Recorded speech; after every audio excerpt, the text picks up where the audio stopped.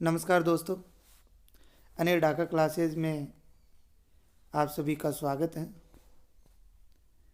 आज हम रीड से संबंधित जो हमारा मैथमेटिक्स सब्जेक्ट है उसमें गणित शिक्षण विधियाँ, टीचिंग मेथड जो है उनकी हम विस्तार से इस वीडियो के अंदर बात करेंगे।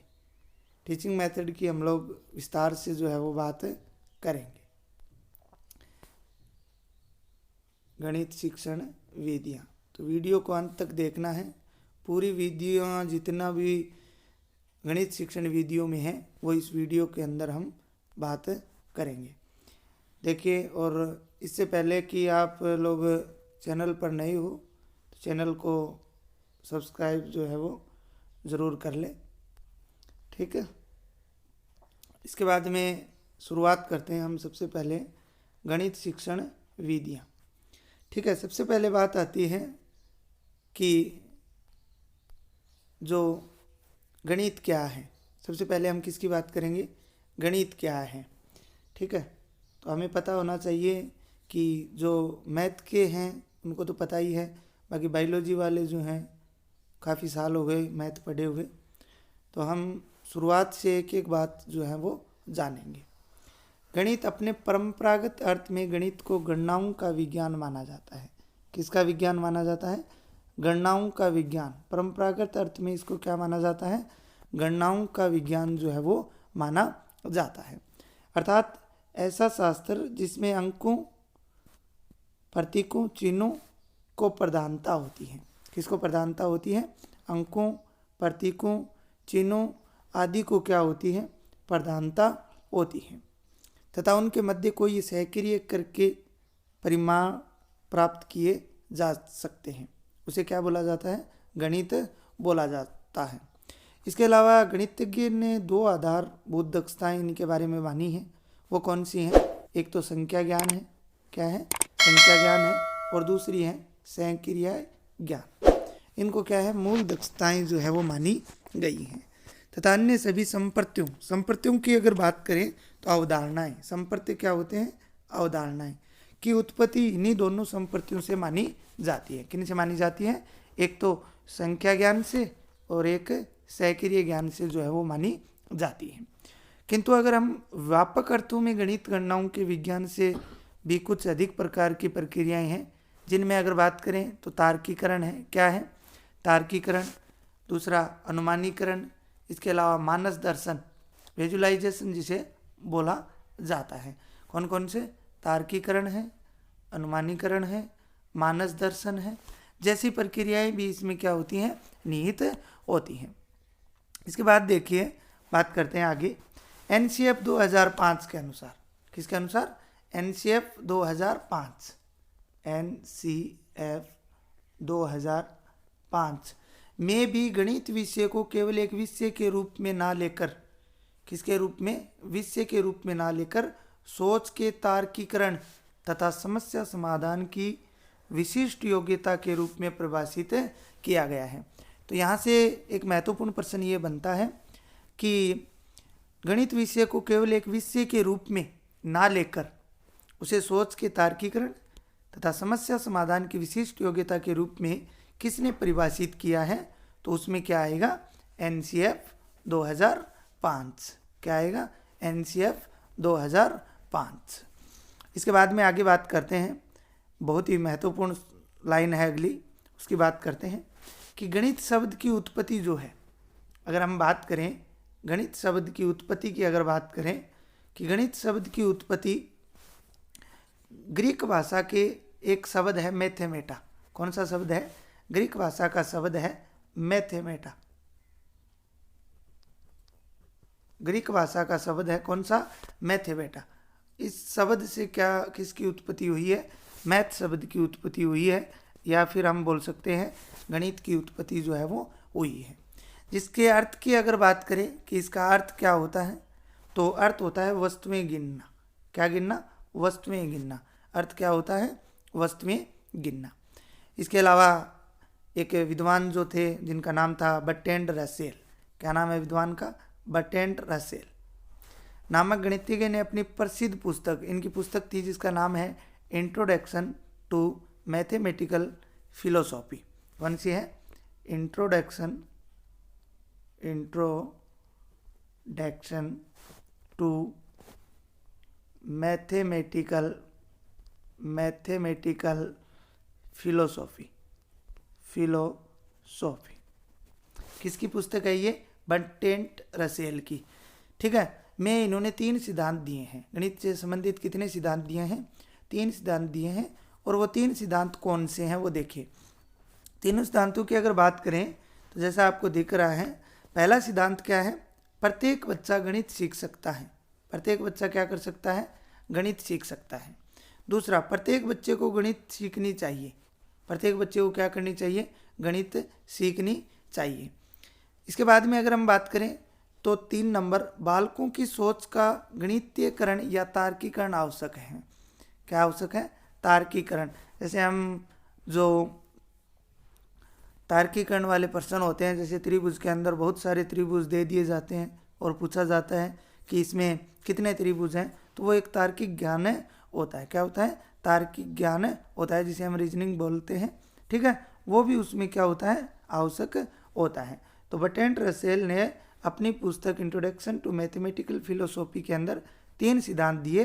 प्रत्येक बच्चा गणित सीख सकता है, प्रत्येक बच्चे को गणित सीखनी चाहिए, बालकों की सोच का गणितीयकरण या तार्किकरण जो है वो क्या होता है? आवश्यक होता है। इसलिए शिक्षाविदों ने प्रारंभिक शिक्षा के सार्वभौमिकरण, यह भी लाइन इंपॉर्टेंट है। क्या लाइन है?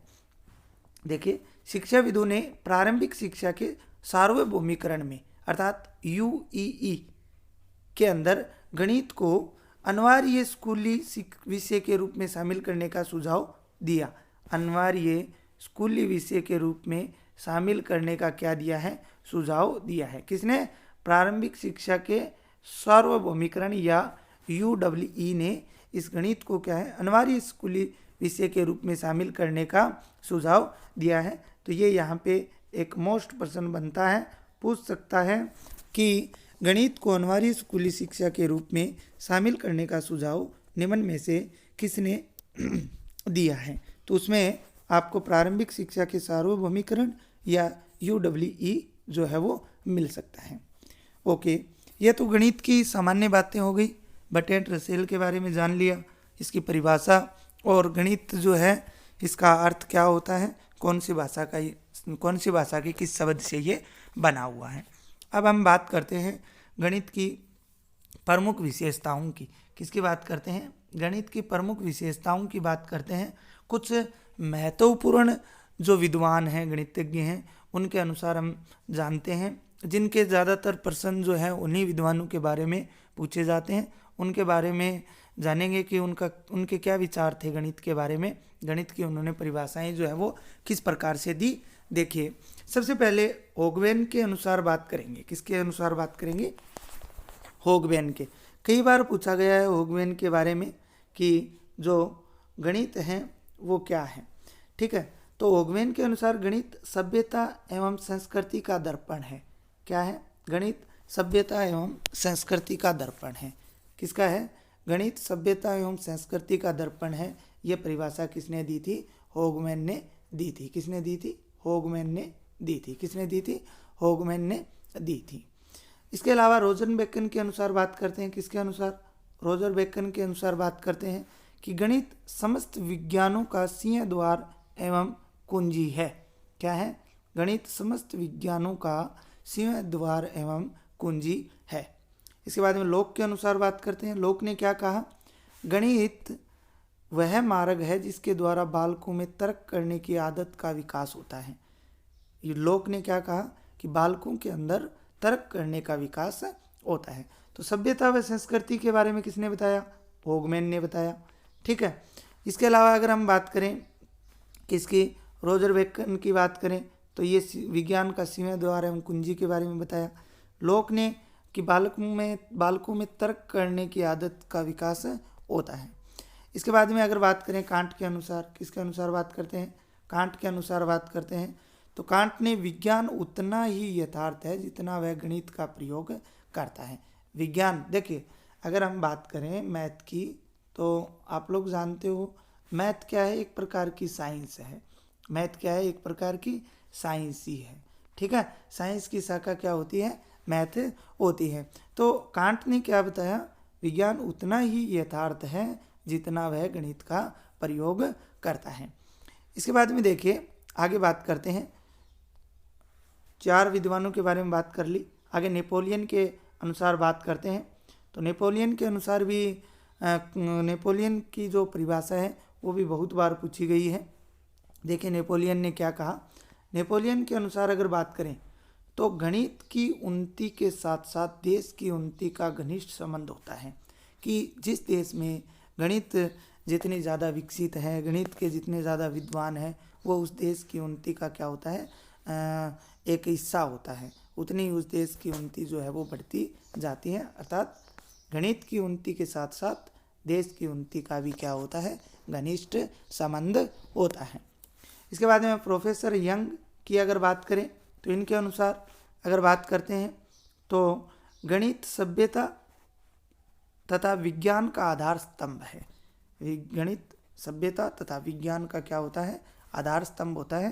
तथा यदि इस स्तंभ को हटा दिया जाए तो संपूर्ण भौतिक सभ्यता क्या हो जाएगी?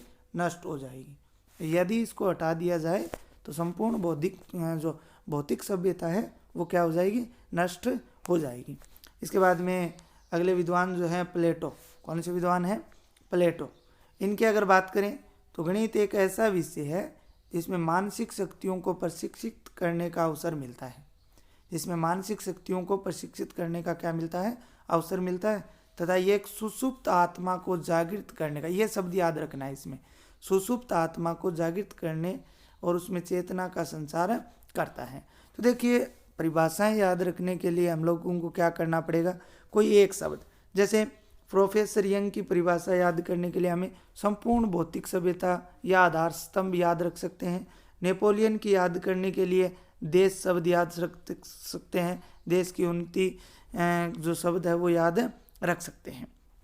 तो इस आधार पर हम परिभाषाएं जो हैं वो याद कर सकते हैं। बाकी इनको रटने से ये ज़्यादा टाइम तक क्या नहीं रहती हैं? याद नहीं रहती हैं। इसके बाद में देखिए आगे चलते हैं गणित की प्रकृति के बारे में।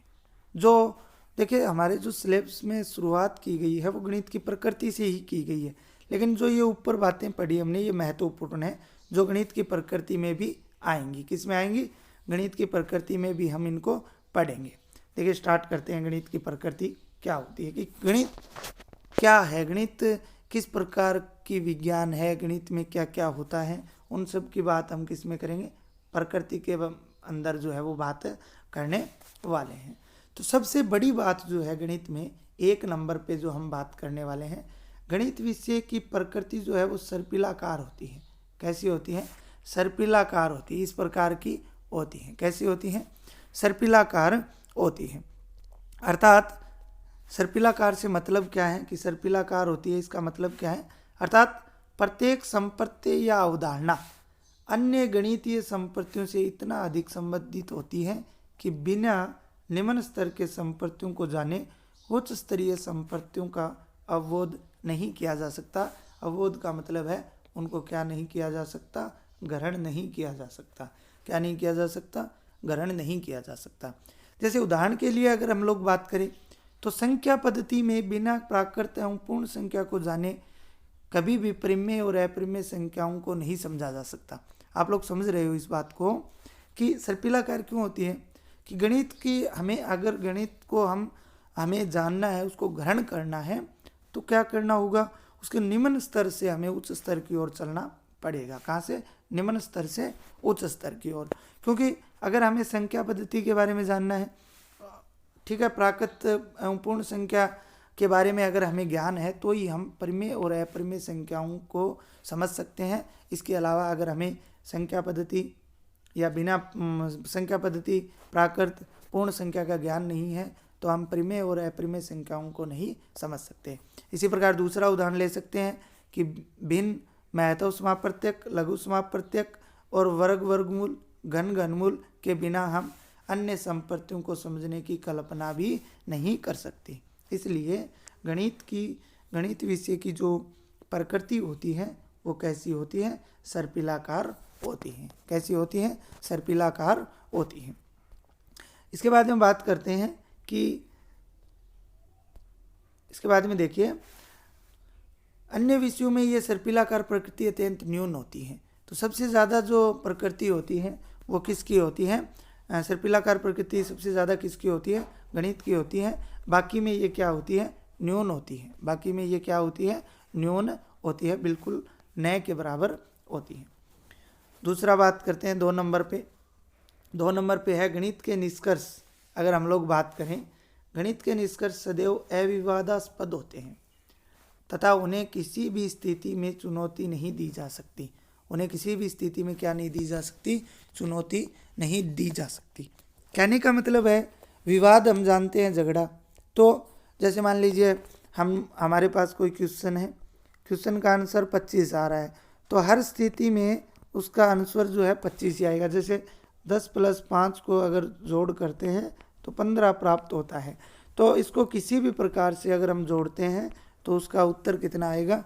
15 ही आएगा। अर्थात गणित के निष्कर्ष जो होते हैं, उत्तर जो होते हैं या अंत में जो हमें प्राप्त होते हैं वो अविवादास्पद होते हैं। इसके बाद में बात करते हैं 3 नंबर। गणित के निष्कर्ष सार्वभौमिक होते हैं। सार्वभौमिक का मतलब होता है सभी स्थानों पर एक ही होते हैं। इसके बाद में बात करते हैं गणित की अपनी एक भाषा है। गणित क्या है? एक अलग से भाषा है। भाषा क्यों है? क्योंकि गणित में संकेत भी होते हैं, प्रतीक चिन्ह भी होते हैं, ठीक है, और विशिष्ट निष्कर्षों की उत्पत्ति करते हैं। वे संकेत, प्रतीक, चिन्ह ये विशिष्ट निष्कर्षों की उत्पत्ति करते हैं। अर्थात गणित के कुछ अपने ही शब्द हैं जिनसे गणित के बहुत सारे जो संप्रत्यय होते हैं उनको समझा जा सकता है। इसलिए गणित की अपनी एक क्या होती है? लैंग्वेज या फिर भाषा होती है। इसके बाद में बात करते हैं आगे 5 नंबर। गणित एक गणितीय संकल्पनाओं से अधिक तार्किक संरचना होती है। गणित क्या होती है? गणितीय संकल्पनाओं से अधिक तार्किक क्या होती है? तार्किक संरचना होती है तथा तर्क ही सत्य की विवेचना का आधार होता है। तर्क ही क्या होता है? सत्य की विवेचना का आधार होता है। 6 नंबर अगर बात करें तो गणित विषय सदैव, कई बार यहाँ से प्रश्न आया है, गणित विषय सदैव क्या होता है? यथार्थ होता है, क्रमबद्ध होता है, तार्किक होता है तथा स्पष्ट होता है। 4 शब्द हैं इसमें। गणित विषय सदैव यथार्थ, क्रमबद्ध, तार्किक तथा स्पष्ट होता है, जो बालकों को निश्चित दृष्टिकोण का निर्माण करता है। किसका निर्माण करता है? निश्चित एक दृष्टिकोण विकसित करता है। इसके बाद में देखिए आगे बात करें 7 नंबर की। तो 7 नंबर जो है आपको जैसे दिख रहा है, गणित अन्य विज्ञान विषयों का प्रमुख आधार है। गणित जो है वो अन्य विज्ञान विषयों का क्या होता है? प्रमुख आधार होता है। जैसे अगर बात करें, जैसे भौतिक शास्त्र है, बिना गणित के संभव नहीं। क्या है? बिना गणित के संभव नहीं। खगोल शास्त्र है, विभिन्न घटनाएं, पृथ्वी की घटनाएं जानने के लिए भी मैथ आवश्यक है। भूगर्भ विज्ञान है तो इसमें भी मैथ आवश्यक है। जैसे विषयों की अगर हम बात करें तो गणित के बिना क्या नहीं की जा सकती? कल्पना भी नहीं की जा सकती। तो ये कुछ अन्य विज्ञान विषयों का भी क्या होता है? प्रमुख आधार होता है। इसके बाद में देखिए 8 नंबर अगर हम बात करें तो गणित की प्रकृति जो होती है वो हमेशा ही वैज्ञानिक रहेगी। देखिए कई बार प्रश्न पूछा जाता है गणित की प्रकृति होती है, तो उसमें वैज्ञानिक ऑप्शन भी दिया हुआ होता है और दूसरा जो ऑप्शन दिया हुआ होता है मनोवैज्ञानिक। तो हम लोग क्या करके आते हैं? मनोवैज्ञानिक कर आते हैं। तो यहाँ पे याद रखना गणित की जो प्रकृति होती है वो सदैव क्या होती है? वैज्ञानिक होती है। इसके अलावा अगर हम बात करें, क्योंकि इसके निष्कर्ष एक विशिष्ट वैज्ञानिक प्रक्रिया का पालन करके ही क्या किए जा सकते हैं? प्राप्त किए जा सकते हैं, जिनका कभी भी परीक्षण किया जा सकता है। जिनका कभी भी क्या किया जा सकता है? परीक्षण जो है वो किया जा सकता है। इसलिए गणित की प्रकृति कैसी होती है? वैज्ञानिक होती है, न कि मनोवैज्ञानिक। 9 नंबर की अगर बात करें तो गणित को कठिनाई स्तर से सामान्य तौर पर अन्य विषयों की तुलना में कठिन माना जाता है। ध्यान से देखना इसको। गणित को कठिनाई के स्तर से सामान्य तौर पर अन्य विद्यालय विषयों जैसे हिंदी है, अंग्रेजी है, ठीक है, उन विषयों की तुलना में कठिन माना जाता है, किंतु अपनी स्पष्ट संरचना के कारण ये वास्तव में सरल तथा सुगमता से अधिगम योग्य होता है। अगर हम बात करें तो ये सबसे सरल विषय होता है, लेकिन हम इसे क्या मानते हैं, कठिन विषय मानते हैं। जबकि ये सरल क्यों होता है, क्योंकि इसमें क्या होता है, अगर हम बात करें स्पष्ट संरचना होती है। संरचना क्या होती है, स्पष्ट संरचना होती है, फॉर्मूले होते हैं और फॉर्मूलों के बेस पर क्या है जो निष्कर्ष हैं वो निकलते हैं, लेकिन इसे क्या माना जाता है, कठिन माना जाता है। जबकि स्पष्ट संरचना के कारण ये सरल तथा सूक्ष्मता से अधिगम योग्य होता है। तो दोस्तों ये इसकी प्रकृति के बारे में हमने जाना, 9 प्रकृतियां बताई मैंने। यहाँ से 1-2 प्रश्न आने की संभावना रहती है, एक प्रश्न तो यहाँ से ज़रूर आता है इस टॉपिक से। आगे बात करते हैं अगले टॉपिक की, गणित शिक्षण के उद्देश्य। किसकी बात करते हैं, गणित शिक्षण के उद्देश्य की बात करते हैं। गणित शिक्षण के उद्देश्य, देखिए गणित शिक्षण के उद्देश्यों के ऑब्जेक्टिव ऑफ टीचिंग मेथड्स की अगर बात करें उद्देश्यों की, तो एक जो विद्वान थे BS बलूम, कौन थे, BS बलूम, इनका भी हर परीक्षा के अंदर लगभग एक प्रश्न आ ही जाता है, चाहे सेकंड ग्रेड हो, फर्स्ट ग्रेड हो, इसके अलावा रीट, CTET, जो भी शिक्षक पात्रता परीक्षाएं हैं उनके अंदर BS बलूम से संबंधित एक प्रश्न आता ही आता है। तो हम गणित शिक्षण के उद्देश्यों की बात करते हैं, तो उसमें सबसे पहले BS बलूम की बात करेंगे। किसकी बात करेंगे, BS बलूम की जो है वो बात करेंगे।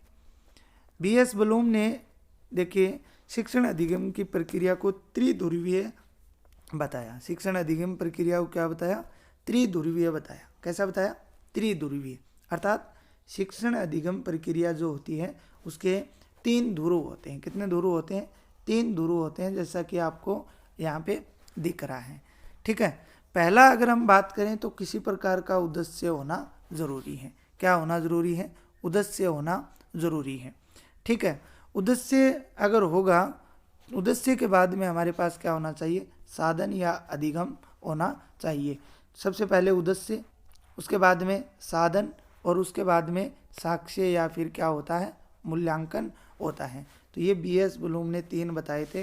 प्रश्न आया हुआ है कि निम्न में से BS बलूम द्वारा दिए गए शिक्षण अधिगम के ध्रुव हैं या निम्न में से नहीं है, तो उनमें ये 3 तो आपको दिए हुए मिलेंगे, एक कोई और मिलेगा जो नहीं होता है। या निम्न में से BS बलूम के जो शिक्षण अधिगम प्रक्रिया के ध्रुव कौन से हैं, तो उद्देश्य, उसके बाद में अधिगम और उसके बाद में मूल्यांकन होते हैं।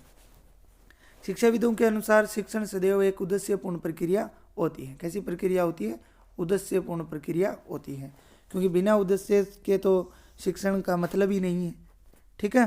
बिना उद्देश्य के तो क्या है, शिक्षण का मतलब ही नहीं होता। तो शिक्षाविदों के अनुसार शिक्षण क्या होती है, एक उद्देश्यपूर्ण प्रक्रिया होती है, जिसमें प्रारंभ से ही कुछ उद्देश्य का निर्धारण करके अधिगम अनुभव प्रदान किए जाते हैं। क्या प्रदान किए जाते हैं, अधिगम अनुभव जो है वो प्रदान किए जाते हैं, तथा अंत में मूल्यांकन द्वारा उद्देश्यों की प्राप्ति की जो सीमा है वो जांची जाती है। तो इसी आधार पर क्या है, BS बलूम ने जो क्या बताया था, BS बलूम ने शिक्षण अधिगम की प्रक्रिया को त्रिध्रुवीय जो है वो बताया था। क्या बताया था, त्रिध्रुवीय बताया था, जिसमें सबसे पहले कोई उद्देश्य होगा, उसके बाद में उद्देश्य अगर है तो अधिगम अनुभव प्रदान किया जाएगा, और उसके बाद में अधिगम अनुभव का जो मूल्यांकन किया जाता है या मूल्यांकन द्वारा उन उद्देश्यों की प्राप्ति की क्या की जाती है, जांच जो है वो की जाती है। इसके बाद में देखिए आगे, उद्देश्य ऐसा वांछित व्यवहारगत परिवर्तन होते हैं जिन्हें शैक्षिक क्रियाओं के माध्यम से लाया जाता है। उद्देश्य ऐसा वांछित व्यवहारगत परिवर्तन है जिन्हें किन के माध्यम से लाया जाता है, शैक्षिक क्रियाओं के माध्यम से लाया जाता है। इनके निम्न 2 प्रकार हो सकते हैं। कितने प्रकार होते हैं उद्देश्य के, हम बात कर रहे हैं अब उद्देश्य की। ऑब्जेक्टिव जो होते हैं ऐसा वांछित व्यवहारगत परिवर्तन होते हैं जिन्हें किन के माध्यम से लाया जाता है, शैक्षिक प्रक्रियाओं के माध्यम से लाया जाता है। इनके 2 प्रकार हैं। एक तो होता है देखिए दोस्तों, एक तो होता है विशिष्ट उद्देश्य या इन्हें शिक्षण उद्देश्य या इन्हें प्राप्य उद्देश्य बोल सकते हैं, और दूसरा जो होता है वो होता है सामान्य उद्देश्य या शैक्षिक उद्देश्य। यहाँ पे ध्यान रखना, एक तो शिक्षण उद्देश्य है और एक शैक्षिक उद्देश्य। शिक्षण उद्देश्य जो होते हैं वो विशिष्ट उद्देश्य होते हैं या इन्हें प्राप्य उद्देश्य भी बोला जाता है। इसके अलावा जो दूसरा है सामान्य उद्देश्य, जिन्हें शैक्षिक उद्देश्य कहा जाता है। देखिए, सबसे पहले बात करते हैं विशिष्ट उद्देश्य की, कि विशिष्ट उद्देश्य या शैक्षिक उद्देश्य जो है वो क्या होते हैं। तो ऐसे उद्देश्य जिनका कक्षा शिक्षण से प्रत्येक संबंध होता है। किससे संबंध होता है? कक्षा शिक्षण से प्रत्येक संबंध होता है। कक्षा शिक्षण से क्या होता है? प्रत्येक संबंध होता है। ध्यान रखना, इनमें विशिष्ट उद्देश्य का कक्षा शिक्षण से क्या होता है? डायरेक्ट संबंध होता है, तथा जो एक क्लास या सीमित क्लास की अल्प अवधि में ही प्राप्त किए जाते हैं उन्हें विशिष्ट उद्देश्य कहा जाता है। और इनकी प्रकृति जो है वो कैसी होती है? मनोवैज्ञानिक होती है, तथा इनका क्षेत्र क्या होता है? सीमित होता है। देखिए, विशिष्ट उद्देश्य की अगर बात करें तो ये कक्षा शिक्षण से संबंधित होता है, अर्थात इनमें कक्षा शिक्षण जो है उनका प्रत्येक संबंध होता है। इसके अलावा एक क्लास एक पीरियड के हो सकते हैं या कुछ पीरियड के हो सकते हैं, 2 या 3 पीरियड के हो सकते हैं, अर्थात कहने का मतलब है अल्प अवधि के होते हैं। इनकी प्रकृति हमेशा याद रखना क्या होती है? मनोवैज्ञानिक होती है। क्षेत्र अगर अल्प अवधि के हैं तो क्षेत्र भी इनका क्या होगा? सीमित होगा। सामान्य उद्देश्य की बात करते हैं या शैक्षिक उद्देश्य, तो इनका कक्षा शिक्षण से क्या होता है? अप्रत्यक्ष संबंध होता है। उनका तो क्या था? प्रत्यक्ष, और इनका क्या होता है? अप्रत्यक्ष संबंध जो है वो होता है, तथा जो दीर्घ अवधि के बाद ही प्राप्त किए जा सकते हैं। इनमें ऐसा नहीं है कि 1 या 2 क्लास से इनको प्राप्त किया जा सकता है। ये दीर्घ अवधि की आवश्यकता होती है, इनमें बहुत सारे क्लासों की आवश्यकता होती है। इनका क्षेत्र जो है वो क्या होता है? व्यापक होता है। इसके अलावा अगर हम बात करें प्रकृति की तो वो सैद्धांतिक तथा दार्शनिक होती है। प्रकृति कैसी होती है इनकी? सैद्धांतिक तथा दार्शनिक होती है। ठीक है, तो विशिष्ट उद्देश्य और सामान्य उद्देश्य में 3-4 जो है अंतर भी हम लोग कर सकते हैं। इनके कक्षा शिक्षण से संबंध बता सकते हैं, प्रत्यक्ष और अप्रत्यक्ष। अवधि के बारे में बात कर सकते हैं, क्षेत्र के बारे में बात कर सकते हैं, इनके वैज्ञानिक मनोवैज्ञानिक प्रकृति और सैद्धांतिक तथा दार्शनिक प्रकृति के बारे में बता सकते हैं। इसके बाद में बात करते हैं अगले नेक्स्ट टॉपिक की, बीएस ब्लूम की वर्ग की, ब्लूम्स टैक्सोनॉमी। ठीक है, ब्लूम का शिक्षण उद्देश्यों का वर्गीकरण, ब्लूम का शिक्षण उद्देश्य का वर्गीकरण की बात जो है वो करते हैं। देखिए, ब्लूम तथा उसके सहयोगियों ने शिक्षण उद्देश्यों का वर्गीकरण करते हुए व्यवहार परिवर्तन की प्रक्रिया को 3 पक्षों में विभाजित करते हुए, कितने पक्षों में? 3 पक्षों में विभाजित करते हुए प्रत्येक के अंतर्गत कुछ निश्चित उद्देश्यों का निर्धारण किया, तथा ये उद्देश्य सरल से कठिन की ओर ऐसे क्रम में व्यवस्थित किए गए कि बिना निचले स्तर के उद्देश्य को प्राप्त किए उच्च स्तरीय उद्देश्य को प्राप्त नहीं किया जा सकता, तथा शिक्षण अधिगम प्रक्रिया में ये तीनों पक्ष परस्पर इस प्रकार संबंधित होते हैं कि एक पक्ष के विकास के साथ साथ अन्य पक्षों का विकास भी समांतर रूप में होता है। बीएस ब्लूम ने और उनके सहयोगियों ने क्या बताया? इन्होंने मुख्य रूप से कितने पक्ष दिए? 3 पक्ष रखे। कितने पक्ष रखे? 3। और इन्होंने क्या किया? सरल से कठिन, देखिए जो मुख्य शब्द है उनको मैं अंडरलाइन कर रहा हूँ, सरल से कठिन की ओर, अर्थात निचले स्तर से ऊपर वाले स्तर, उच्च स्तर किया। और उन्होंने कहा अगर हम निचले स्तर के या जो सरल संपर्ते हैं उनका अगर अध्ययन नहीं करेंगे, उन पक्षों का अध्ययन नहीं करेंगे, तो जो उच्च स्तरीय उद्देश्य होते हैं उनको हम नहीं जान पाएंगे। अर्थात तीनों पक्ष जो हैं वो एक दूसरे से क्या होते हैं? अंतर संबंधित होते हैं। तीनों पक्ष एक दूसरे से क्या होते हैं? अंतर संबंधित होते हैं। इसके अलावा अगर हम बात करते हैं तो अन्य पक्षों का भी विकास क्या होता है? एक पक्ष के विकास के साथ साथ अन्य पक्षों का विकास भी एक दूसरे के क्या होता है? समानांतर होता है। क्या होता है? समानांतर रूप में होता है। देखिए 3 पक्ष बताए और यहाँ से तो प्रश्न सभी जानते हो, अगर आप लोगों ने पहले रीट का एग्जाम दिया है तो प्रश्न आता भी है, और अभी जो 31 जनवरी को सीटेट का भी हुआ है उसमें भी यहाँ से प्रश्न आया है। तो देखिए 3 पक्ष कौन कौन से हैं। एक तो होता है भावात्मक पक्ष, जिसे एफिक्सन या एटीट्यूड बोलते हैं। दूसरा होता है क्रियात्मक या स्किल, ठीक है, स्किल पक्ष। तीसरा जो होता है वो होता है ज्ञानात्मक पक्ष। कौन सा होता है? ज्ञानात्मक पक्ष। लेकिन क्रम से अगर बात करें तो 1 नंबर पे हम रखते हैं किसको? नॉलेज को। किसको रखते हैं? नॉलेज को, ज्ञानात्मक पक्ष को। 2 नंबर पे आता है भावनात्मक पक्ष। 3 पे आता है क्रियात्मक पक्ष। 3 पे क्या आता है? क्रियात्मक पक्ष। इस प्रकार से ये तीनों आपस में क्या होते हैं? अंतर संबंधित होते हैं। क्या होते हैं? अंतर संबंधित होते हैं। ठीक है। इन तीनों पक्षों के बारे में किस विद्वान ने बताया? बीएस बलूम ने। इसके अलावा इन तीनों की अगर बात करें तो इन्हें ट्रिपल एच अर्थात HHH भी माना जाता है। हेड, हार्ट एंड हैंड की अवधारणा भी इनको दी जाती है कि ज्ञानात्मक पक्ष किससे संबंधित होता है? सिर से संबंधित होता है।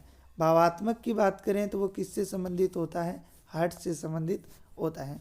और क्रियात्मक की अगर बात करते हैं तो वो किससे संबंधित होता है? हैंड से संबंधित होता है। अर्थात एच और एच की संज्ञा भी इनको दी जाती है। कैसे, समझे क्या?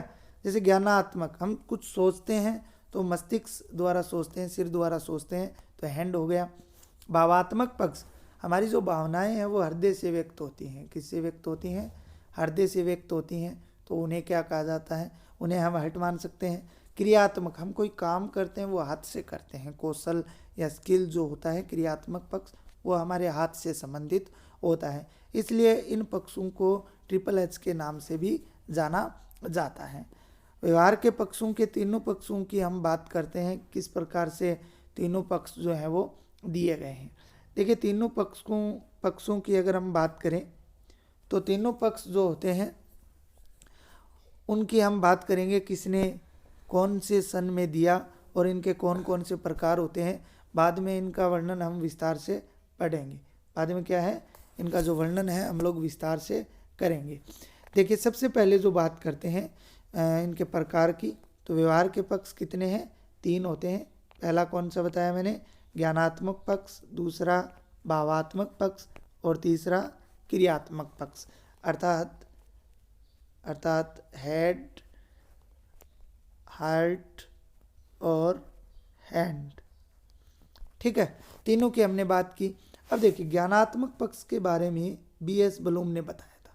वैसे हम बीएस बलूम की ही वर्ग की पढ़ रहे हैं, लेकिन उनके साथ में उनके सहयोगी भी थे, उनका भी इसमें क्या है, सहयोग था।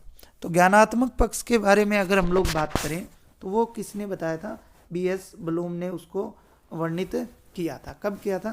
1956 के अंदर, 1956 के अंदर। कब किया था? 1956 के अंदर। इसी प्रकार भावात्मक पक्ष की बात करें, भावात्मक पक्ष की अगर बात करते हैं तो भावात्मक पक्ष के लिए 2 विद्वान थे, एक तो कर्थवाल और एक मसीहा। एक तो था कर्थवाल और दूसरा कौन सा था? मसीहा। इन्होंने 1964 में इनके बारे में बताया था और इनको वर्णित किया था। तीसरा जो है वो है क्रियात्मक पक्ष। कौन सा पक्ष है? क्रियात्मक पक्ष। ये सिम्पसन ने 1969 में इनके बारे में बताया था। तो इस प्रकार से प्यारे दोस्तों, तीनों के बारे में ये भी हमें जानकारियाँ होनी चाहिए कि किस विद्वान ने इनको कब जो है वो बताया था। तो ज्ञानात्मक पक्ष के बारे में बीएस बलूम ने, भावात्मक पक्ष के बारे में कर्थवाल व मसीहा ने, क्रियात्मक पक्ष के बारे में सिम्पसन ने। ठीक है, ज्ञानात्मक पक्ष के बारे में बीएस बलूम ने 1956 में, भावात्मक पक्ष के बारे में कर्थवाल और मसीहा ने 1964 में, और क्रियात्मक पक्ष के बारे में सिम्पसन ने 1969 के अंदर बताया था। ठीक है, अब देखिए ज्ञानात्मक पक्ष में अगर हम बात करें तो संज्ञानात्मक शक्तियों के बारे में अध्ययन करते हैं। किसके बारे में अध्ययन करते हैं? किसके बारे में अध्ययन करते हैं? संज्ञानात्मक शक्तियों के बारे में अध्ययन किया जाता है। किसके बारे में? संज्ञानात्मक शक्तियों के बारे में। भावात्मक पक्ष में अगर बात करें तो भावनाओं, रुचियों, प्रेरणाओं, दृष्टिकोण से संबंधित जो है बातें सीखते हैं। क्रियात्मक पक्ष में अगर हम लोग बात करते हैं तो कौशलों से संबंधित या मनोगतिक जो विशेषताएं हैं उनके बारे में अध्ययन किया जाता है। सबसे पहले ज्ञानात्मक पक्ष की बात करते हैं। ज्ञानात्मक, देखिए आगे भी हम विस्तार से इनका वर्णन जो है वो पढ़ने वाले हैं। ज्ञानात्मक पक्ष की अगर बात करें तो ज्ञानात्मक पक्ष के जो प्रकार हैं वो 6 प्रकार माने गए हैं और इनको आपको क्रम से याद रखना पड़ेगा, क्योंकि बहुत सारी परीक्षाओं में इनका जो क्रम है वो पूछा गया है कि ज्ञानात्मक पक्ष के जो प्रकार हैं उनको क्रम से व्यवस्थित कीजिए। तो सबसे पहले ज्ञान आता है। सबसे पहले क्या आता है? ज्ञान। जैसे ही किसी अवधारणा के बारे में, किसी वस्तु के बारे में हमें ज्ञान हो जाता है, उसके बाद में अवबोध क्या आती है? अंडरस्टैंडिंग। उसको हम ग्रहण करते हैं, उस ज्ञान को क्या किया जाता है? ग्रहण किया जाता है। उसके बाद में हम उस ज्ञान को ग्रहण करने के बाद में उस ज्ञान का प्रयोग करते हैं, एप्लीकेशन, ज्ञानोप्रयोग या अनुप्रयोग करते हैं। इसके बाद में विश्लेषण किया जाता है। क्या किया जाता है? प्रयोग होने के बाद में उस ज्ञान का क्या किया जाता है? विश्लेषण किया जाता है। और विश्लेषण के बाद में उसका संश्लेषण किया जाता है। हमेशा याद रखना, पहले क्या होता है? विश्लेषण होता है और विश्लेषण के बाद में क्या होता है? उसका संश्लेषण होता है।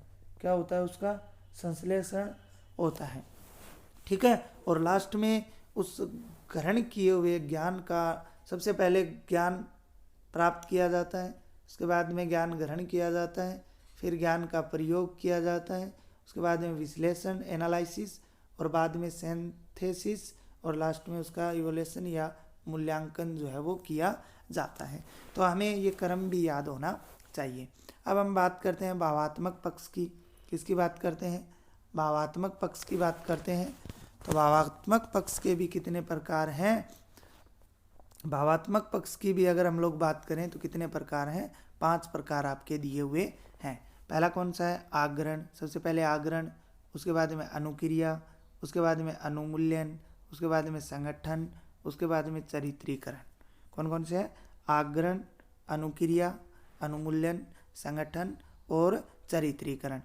इसी प्रकार अगर हम बात करें क्रियात्मक पक्ष में तो सबसे पहले अनुकूरण, उसके बाद में कार्य करना, उसके बाद में परिशुद्धता, उसके बाद में संयोजन और उसके बाद में स्वाभाविकरण।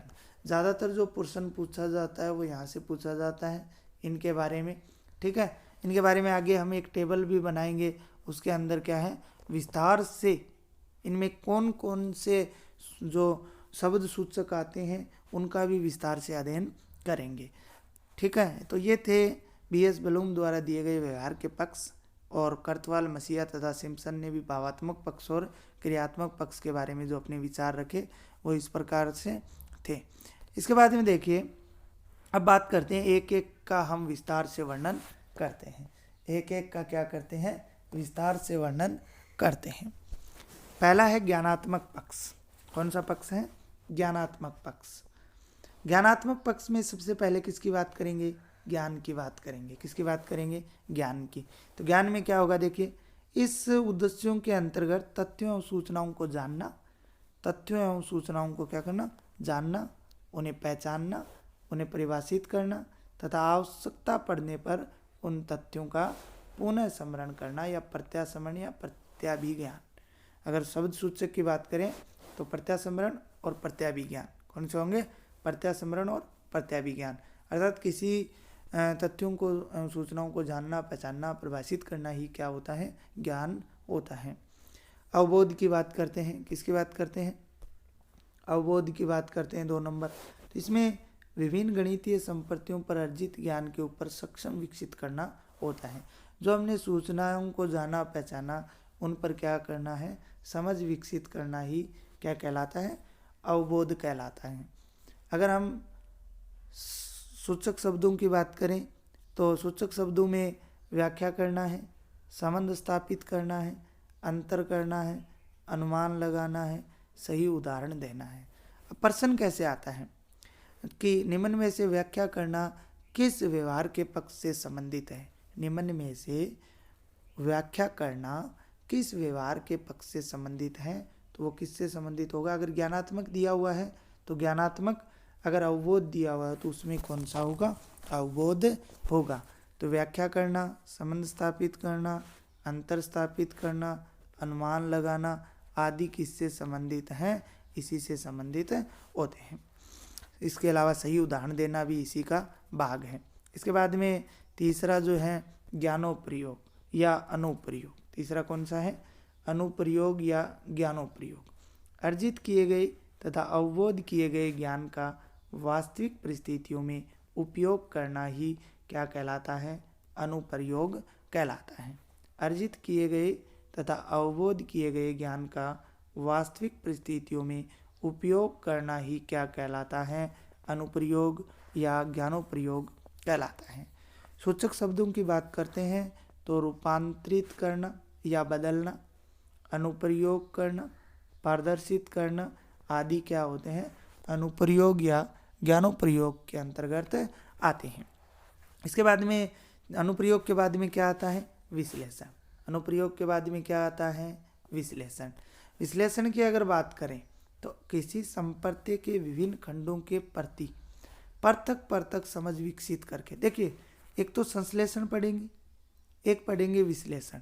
विश्लेषण के अंदर क्या होता है, खंडों के पृथक पृथक, यह शब्द याद रखना आपको, खंडों के क्या है, पृथक पृथक समझ विकसित करके उसके संगठनात्मक ढांचे को समझना विश्लेषण कहलाता है।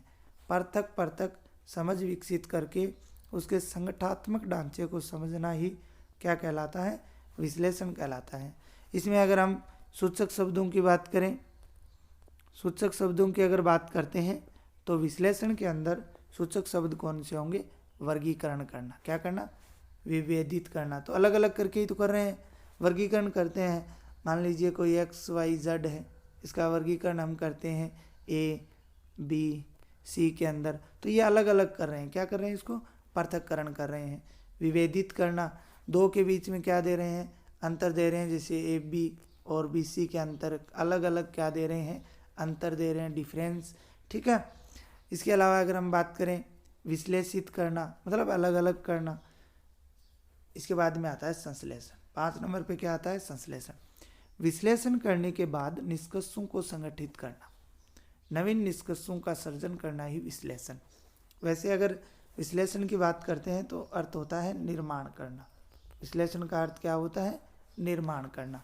तो विश्लेषण करने के बाद निष्कर्षों को संगठित करके नवीन निष्कर्षों का सर्जन करना ही क्या कहलाता है, संश्लेषण कहलाता है।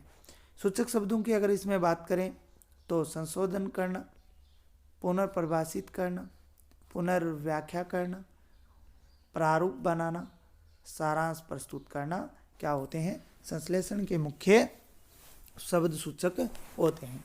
इसके बाद में ज्ञानात्मक पक्ष में अगर हम लोग बात करें तो लास्ट हमारा रहा है मूल्यांकन। लास्ट क्या रहा है, मूल्यांकन। मूल्यांकन देखिए, विश्लेषण संश्लेषण प्रक्रिया हो जाने के बाद पहले क्या, विश्लेषण, उसके बाद में संश्लेषण, ये प्रक्रिया हो जाने के बाद में जो विचार संप्रत्ति आदि के संबंध में कोई निर्णय देना, क्या देना, विचार संप्रत्तियों आदि के संबंध में कोई निर्णय देना क्या होता है, मूल्यांकन कहलाता है। क्या कहलाता है, मूल्यांकन। इसके सूचक शब्दों की अगर बात करें तो समीक्षा करना, क्या होता है, समीक्षा करना, निर्णय देना, आलोचना करना, निष्कर्ष निकालना, मूल्य निर्धारण करना आदि क्या होते हैं, इसके मुख्य सूचक शब्द कहलाते हैं। ये तो हमारा हो गया कौन सा पक्ष, ज्ञानात्मक पक्ष। कौन सा पक्ष हो गया, ज्ञानात्मक पक्ष। इसके बाद में हम बात करते हैं 2 नंबर भावात्मक पक्ष की। भावात्मक पक्ष जो है मसीहा और कतरवाल द्वारा जो दिया गया था उसकी बात करते हैं, भावात्मक पक्ष की। तो भावात्मक पक्ष किससे संबंधित है, हार्ट से संबंधित है, अर्थात भावनाओं, रुचियों आदि के बारे में इसमें हम अध्ययन करते हैं। सबसे पहले आता है रिसीविंग, आग्रहण। क्या आता है, आग्रहण या रिसीविंग। इसमें बालकों में विषयगत रुचि जगा पाना तथा संप्रत्ति के प्रति संवेदनशीलता प्रदर्शित करना, इस उद्देश्य की प्राप्ति मानी जाती है। बालकों में हम क्या करेंगे, विषय से संबंधित रुचि पैदा करेंगे। इसके अलावा जो संपर्ते हैं उनके प्रति संवेदनशीलता प्रदर्शित करेंगे। ठीक है। सूचक शब्दों की अगर बात करते हैं तो पूछना, स्वीकार करना, ग्रहण करना आदि इसके क्या होते हैं, सूचक शब्द होते हैं। इसके बाद में भावात्मक पक्ष में 2 नंबर अगर हम बात करें, रिस्पॉन्डिंग अनुक्रिया। जैसे ही रिसीविंग किया गया उसके बाद में क्या होती है, उससे संबंधित अनुक्रिया होती है। उससे संबंधित क्या होती है, अनुक्रिया या रिस्पॉन्डिंग होती है। इस उद्देश्य के अंतर बालकों में विषय वस्तु के प्रति अर्थात उद्दीपक के प्रति अनुक्रिया को देखा जाता है। क्या देखा जाता है, अनुक्रिया को देखा जाता है। जैसे उत्तर देना, जैसे किसी बालक है, कोई बालक है और बालक से कोई सवाल पूछा गया तो वो क्या था, अनुग्रहण। उसने क्या किया, उसको अनुग्रहण किया। अब वो उसका उत्तर दे रहा है, उस पर विचार विमर्श कर रहा है, उसका अनुकरण कर रहा है, तो वो क्या होगा, अनुक्रिया होता है। इसके बाद में है वैल्यूइंग, अनुमूल्यन। क्या होता है, अनुमूल्यन। अनुमूल्यन देखिए क्या होता है, इस उद्देश्य की पूर्ति बालक द्वारा किन्हीं विशिष्ट मूल्यों के प्रति प्रतिबद्धता दर्शाने से पता चलती है। जैसे निश्चय कर लेना, निर्णय ले लेना, प्रभावित करना आदि क्या होते हैं, इसी से संबंधित होते हैं। इसके बाद में 4 नंबर है ऑर्गेनाइजेशन, संगठन। क्या होता है, संगठन। संगठन की अगर बात करते हैं तो पूर्वों के अनुभवों को संगठित करके उनका सामान्यीकरण करना और इस उद्देश्य की पूर्ति माना जाता है। जितने भी पूर्व के अनुभवों को क्या किया जाता है, एकत्रित किया जाता है, उनको क्या किया जाता है, संगठित किया जाता है और उनका क्या किया जाता है, सामान्यीकरण किया जाता है। तो उसे क्या बोलेंगे हम, ऑर्गेनाइजेशन या फिर संगठन बोला जाता है। इसके बाद में बात करते हैं आगे 5 नंबर लास्ट, वो है चरित्रीकरण। क्या होता है, चरित्रीकरण। चरित्रीकरण में अगर बात करें तो कैरेक्टराइजेशन के अंदर अगर बात करते हैं तो लगातार तथा लंबे समय तक मूल्यों को व्यवहार में लाने पर उसके चरित्र का स्थायी भाग बन जाते हैं तथा इसे हम दृष्टिकोण भी कहते हैं। क्या बोलते हैं, इसे दृष्टिकोण भी बोलते हैं। चरित्रीकरण में क्या होगा, देखिए सबसे पहले हमने क्या किया, रिसीविंग किया। क्या किया था, रिसीविंग किया। उसके बाद में हमने क्या किया, रिसीविंग के बाद में हमने क्या किया, उसका रिस्पॉन्ड किया। उसके बाद में वैल्यूइंग, उसके बाद में ऑर्गेनाइजेशन, और उसके बाद में ये चारों काम होने के बाद में वो अगर लंबे समय तक उसके व्यवहार में क्या बन जाता है, स्थायी बन जाता है, तो उसे हम चरित्रीकरण या फिर क्या बोलते हैं, दृष्टिकोण बोलते हैं, या चरित्रीकरण उसको क्या है, बोला जाता है। सूचक शब्द की बात करते हैं तो अभिवर्ती, सूचक शब्द के रूप में क्या है, अभिवर्ती। इसके बाद में बात करते हैं क्रियात्मक पक्ष की। किसकी बात करते हैं, क्रियात्मक पक्ष की बात करते हैं। सिम्पसन के द्वारा जो दिया गया था क्रियात्मक पक्ष, उसकी बात करते हैं। देखिए क्रियात्मक पक्ष में सबसे पहले है अनुकरण या उद्दीपन। क्या आता है, अनुकरण या उद्दीपन आता है। क्या आता है, अनुकरण या उद्दीपन आता है। तो देखिए क्रियात्मक पक्ष में उद्दीपन या अनुकरण की बात करते हैं।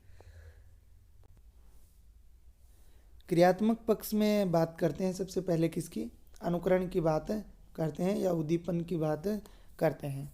तो कौशलात्मक परीक्षण का प्रथम उद्देश्य होता है जिसमें बालक दूसरों को कार्य करता हुआ देखकर उसी प्रकार कार्य करने का प्रयास करता है। क्या करता है, बालक दूसरों को कार्य करता हुआ देखकर उसी प्रकार कार्य करने का क्या करता है, प्रयास करता है, जिसे हम क्या बोल सकते हैं, अनुकरण बोल सकते हैं। शब्द सूचक इसमें क्या आएगा, अनुकरण करना। इसके बाद में 2 नंबर कार्य करना। क्या होता है, कार्य करना, दिए गए निर्देशों के अनुसार कार्य करना, अर्थात जो शब्द सूचक है वो क्या हो जाएगा, आज्ञा पालन करना, या सूचक शब्द क्या हो जाएगा इसका, आज्ञा पालन करना। इसके बाद में अगर हम बात करें 3 नंबर, तो वो होता है परिशुद्धता। क्या होता है, परिशुद्धता। क्या हो गया, कार्य करना हो गया, अनुकरण करना हो गया, तीसरा क्या है, परिशुद्धता या नियंत्रण। इस कौशल में बालक नियंत्रण अभ्यास करके अपनी त्रुटियों को दूर करने का प्रयास करता है। अर्थात सूचक शब्द क्या हो गया इसका, अभ्यास करना। पहला था अनुकरण करना, कार्य करना में आज्ञा पालन करना। इसके अंदर अगर हम लोग बात करें तो अपनी त्रुटियों का क्या करना, अपनी त्रुटियों को दूर करना नियंत्रण अभ्यास के द्वारा। तो इसमें क्या आ जाएगा, सूचक शब्द जो है वो क्या आ जाएगा, अभ्यास करना। इसके बाद में अगर हम बात करते हैं आगे 4 नंबर संयोजन या समन्वय, या अगर हम बात करें तो एक तो आपके दिया हुआ है संयोजन, समन्वय की अगर हम लोग बात करते हैं तो क्या होगा, कोऑर्डिनाइजेशन। इस कौशल के अंतर्गत बालक एक साथ कई क्रियाओं को करना सीख जाता है तथा प्रत्येक कार्य को दूसरे कार्य में समन्वय स्थापित करते हुए काम करता है। तो इसका जो सूचक शब्द होगा वो क्या हो जाएगा, समन्वय स्थापित करना। इसके बाद में बात करते हैं आगे किसकी, स्वाभाविकरण की बात करते हैं। किसकी बात करते हैं, स्वाभाविकरण की लास्ट बात करते हैं। स्वाभाविकरण के अंदर, नेचुरलाइजेशन के अंदर क्या होगा, यह कौशलात्मक उद्देश्यों का अंतिम तथा उच्च स्तर होता है। क्या होता है, अंतिम तथा उच्च स्तर होता है, जिसमें कार्य करना यंत्रवत हो जाता है, अर्थात दक्ष होना। अर्थात क्या होना, दक्ष होना। अब हमने जितने भी क्रियात्मक पक्ष, ज्ञानात्मक पक्ष और भावात्मक पक्ष जो मसीहा, कैरेत्रवाल, BS ब्लूम और सिप्सन के द्वारा दिए गए हैं, जिसमें ज्ञानात्मक पक्ष में हमने 6 और बाकी में दोनों में 5-5 की जो बात की है प्रतियों की, तो इन सब के हम जो है प्राप्त उद्देश्य तथा इनके क्रिया सूचक जो है उनकी बात करेंगे। और यहाँ से जो है अभी एक सारणी आपको मैं दिखा रहा हूँ, ये देखिए, ये सारणी है। इनमें यहाँ से प्रश्न आने की संभावना जो है वो 100% है। इनमें से 2% आने की संभावना जो है वो हर बार रहती है कि प्राप्त उद्देश्य तथा क्रिया सूचक, कोई भी आपको एक क्रिया सूचक दे दिया जाएगा और वहाँ से प्रश्न जो है वो पूछा जाएगा। तो यहाँ पे आपको ध्यान रखना है, सबसे पहले ज्ञानात्मक पक्ष में बात करते हैं। किस में बात करते हैं, ज्ञानात्मक पक्ष में बात करते हैं। तो ज्ञानात्मक पक्ष में क्रिया सूचक या व्यवहारगत परिवर्तन की बात करते हैं। तो कौन कौन से हैं, देखिए, सबसे पहले बात करते हैं तो गणित के संकेतों, प्रतीक चिन्हों तथा आकृतियों को पहचान लेना किससे संबंधित है, ज्ञानात्मक से संबंधित है। गणित के सूत्रों, नियमों, सिद्धांतों को बता देना या परिभाषित करना भी किससे संबंधित है, ज्ञानात्मक से संबंधित है। गणितीय संप्रतियों का प्रत्यास्मरण करना भी किससे संबंधित है, ज्ञानात्मक से संबंधित है।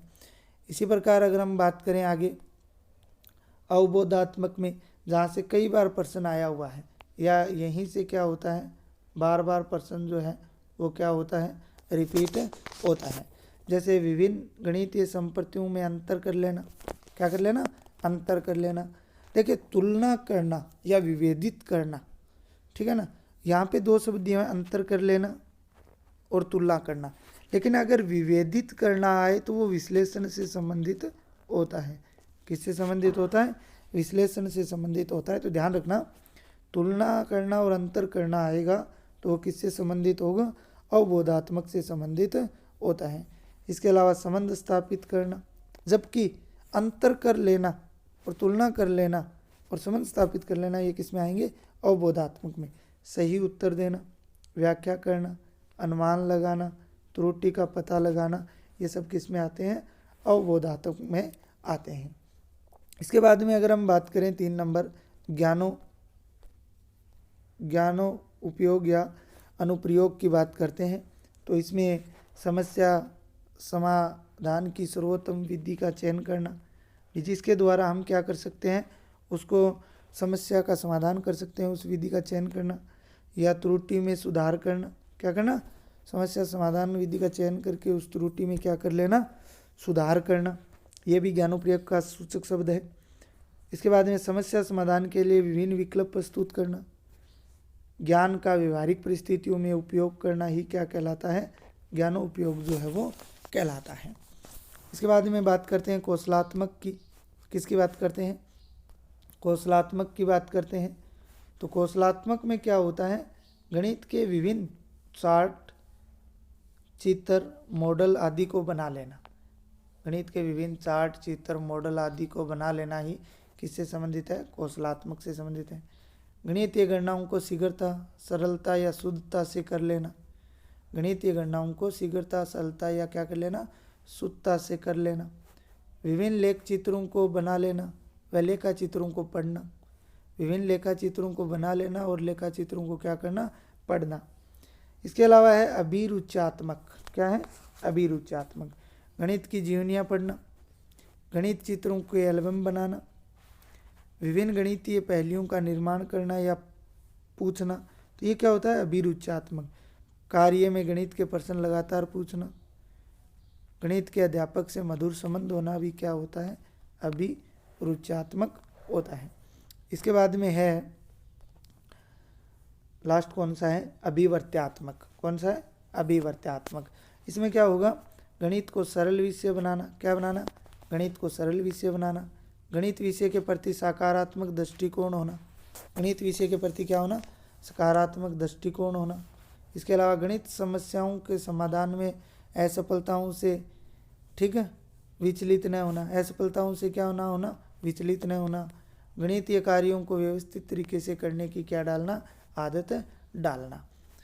ठीक है, अभिवर्त्यात्मक में क्या पढ़े, गणित को सरल विषय बनाना, गणित विषय के प्रति सकारात्मक दृष्टिकोण होना, गणित समस्याओं के समाधान में असफलताओं से विचलित न होना, और गणितीय कार्यों को व्यवस्थित तरीके से करने की क्या होना, आदत होना। क्या होता है, अभिवर्त्यात्मक का पक्ष होता है या अभिवर्त्यात्मक व्यवहार होता है। तो इस प्रकार से प्यारे दोस्तों, आज इस वीडियो के अंदर हमने लगभग 1 घंटे का जो ये वीडियो बना है, इसके अंदर हमने किसकी बात की, गणित की प्रकृति की बात की। इसके अलावा बीएस ब्लूम की वर्गीकी की बात की, व्यवहार के पक्षों की बात की। तो यहाँ से जो 2 या 3 प्रश्न आने की संभावना जो है वो रहती है। ठीक है, इसके बाद में जो हम बात करने वाले हैं, गणित शिक्षण की विधियाँ। किसकी बात करेंगे, गणित शिक्षण की विधियों की बात करेंगे। अगला टॉपिक हमारा क्या होगा, गणित शिक्षण की विधियाँ, मेथड्स ऑफ